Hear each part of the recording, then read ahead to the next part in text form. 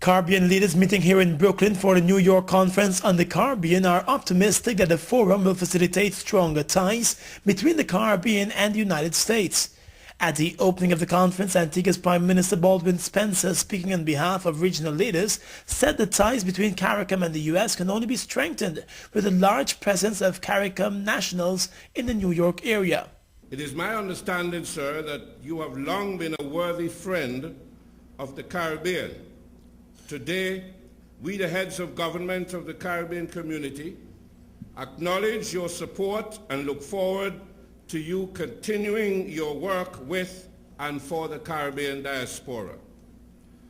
As I stand here on U.S. soil in New York, I feel such a palpable Caribbean presence that I could just as easily be in any of the capitals of the 15 member states that make up our Caribbean community.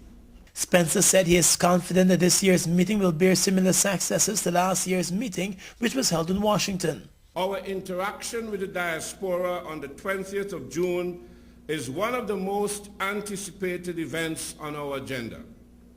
The interface with the diaspora during the conference on the Caribbean in Washington, D.C. last year was extremely stimulating and revealing. And Trinidad's Prime Minister Patrick Manning believes the Caribbean may finally be getting someplace at the table of trade and bargaining with the U.S. Congressman Randall announced today that yesterday in the Congress, they passed a bill that had tagged on to the extension of the Caribbean Basin legislation. Most important for the Caribbean, in circumstances where we have not yet been able to negotiate a future agreement with the United States of America. So do not believe it is a waste of time by any means. The meeting is taking place in Brooklyn, which has one of the largest Caribbean populations in the U.S.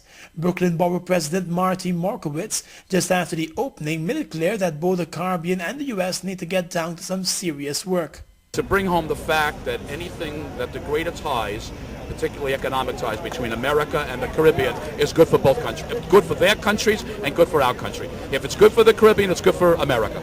Over the next few days, the Caribbean leaders will be meeting with New York business leaders and leading politicians who they hope could lend assistance as the region tries to show off itself as a major player in international trade. At the Brooklyn Marriott in New York City, I'm Gordon Mosley for Capital News.